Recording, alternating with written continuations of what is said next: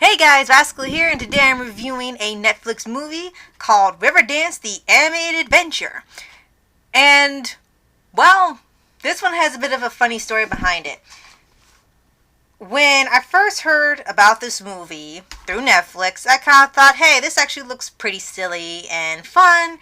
I'll give it a watch. I know about the Riverdance itself, but not about, the lore behind it or anything. But it's like, hey, it's something fun. Usually Netflix provides a lot of underrated movies that people don't talk about, I genuinely love, so I'll give it a shot.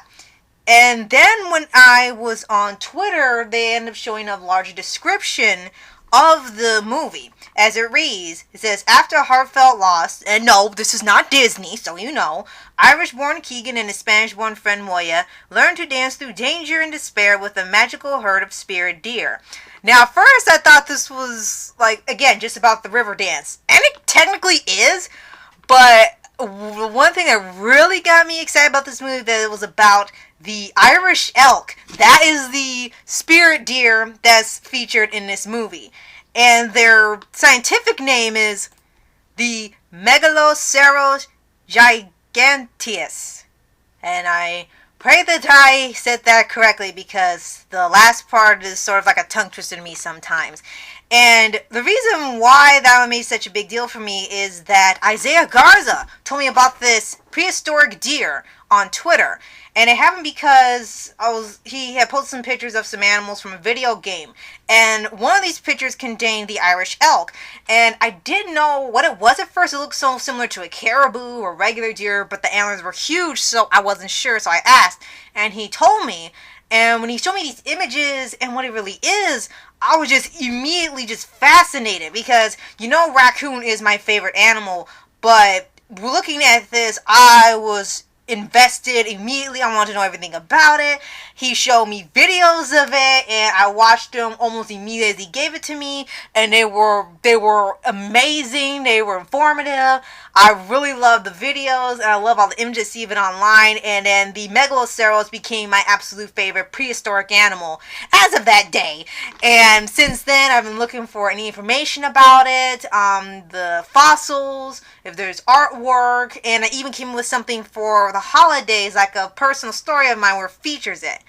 But not to drive too far off track, the Megaloceros being featured in here was the main reason I wanted to watch this movie eventually. And I'm actually glad I did, because it actually was not bad.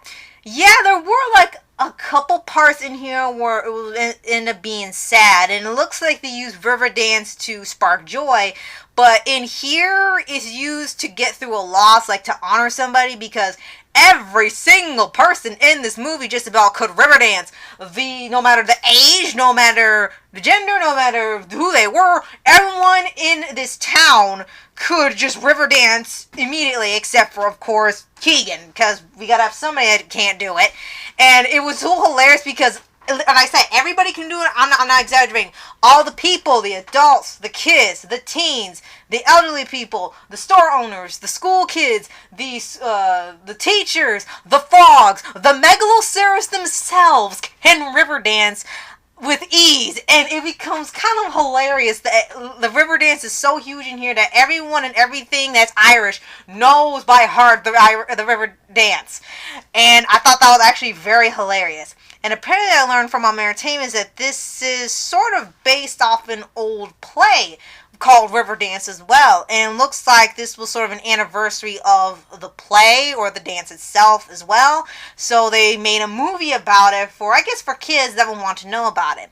Now, it doesn't really go into a big educational movie. It does point out some things here and there, but it makes sure they are in Ireland. They got the Irish music playing in the background. Everyone Riverdances 24/7. They play their sport all the time.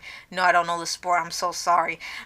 They have the four-leaf clover. They all have accents. They all have the Celtic music. They have their festivals. Everything Irish comes up in here, I think, except for leprechauns. So it's actually hilarious. And then when I get to the Megaloceros themselves, I really like how they're designed in here. Majority of the time, they are on their hind legs, like they're people, they're bipedal in here, and then when they get to a certain scene towards the end, when they're doing this running scene I really like. Then they kind of go back to being quadrupeds in there, so it kind of switches like how Barnyard has. And in here, like, they always kind of make some jokes about the antlers being too big or too heavy, and they have this lore in here where if they're the head of the herd or they have wisdom, that their antlers are much huger, or they're more athletic type. So it's sort of like open season, but put on a magical level, which I thought was funny. And another thing in here is that when they have the deer themselves, that they kind of seem to be imitating some well-known actors. Like, one is trying to be Kevin Hart, and one's trying to be like Tiffany Haddish, and others are sort of like impersonations you can hear through here, but they're not in here. The biggest star in here actually is Pierce Brosnan, who's the voice of Patrick, who's the I guess the leader of the herd. And it was actually pretty cool to hear him because Mama caught him immediately. I kind of thought what it sounded like at first, but no, she was absolutely right. It was him.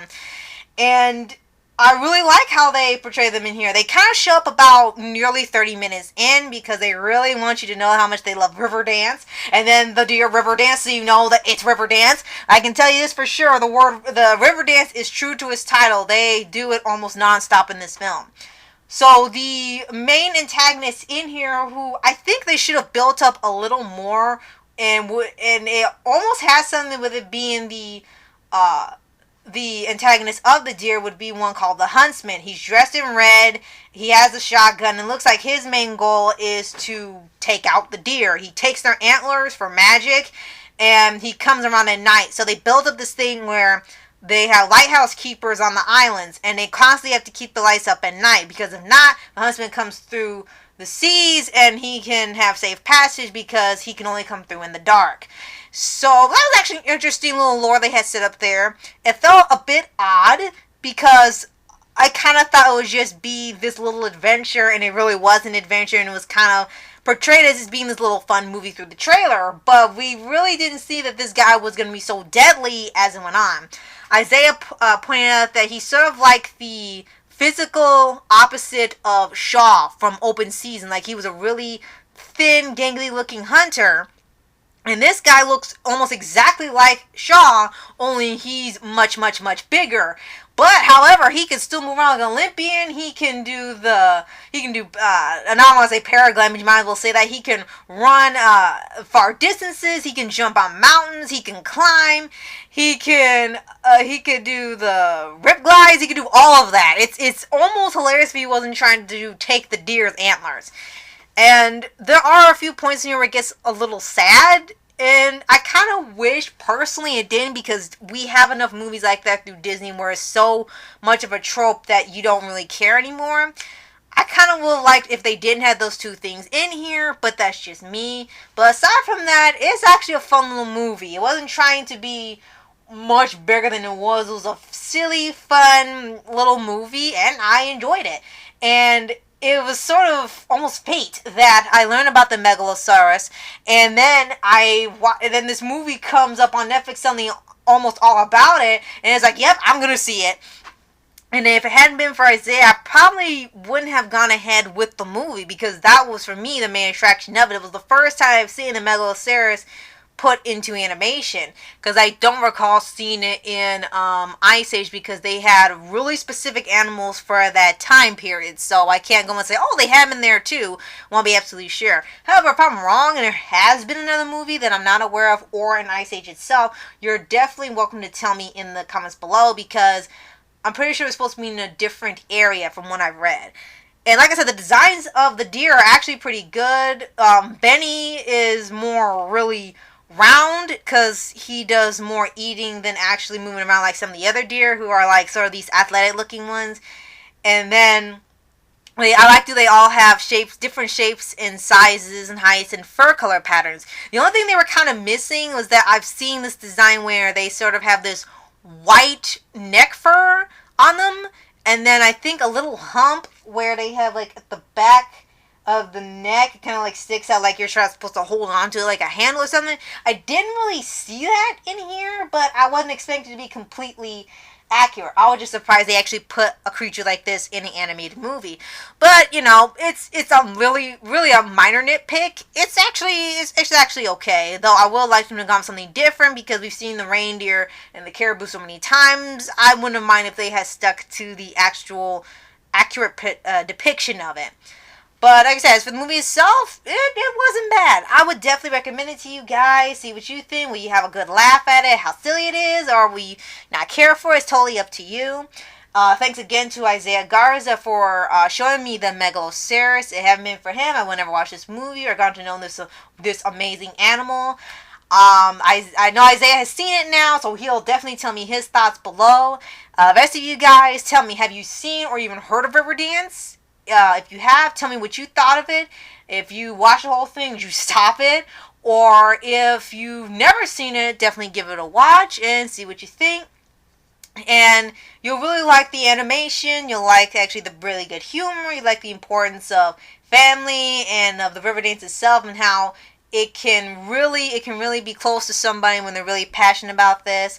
And I appreciate that they did something really different with this. And I wouldn't mind seeing a sequel or like a mini series in the future through Netflix. I think I would enjoy that because I would love to see more of these creatures later on. Heck, I'm even thinking about adding 2 of them to my Underdogs team. So I'll be looking forward to that. So, thank you so much for watching. And I'll see you guys next time. Later.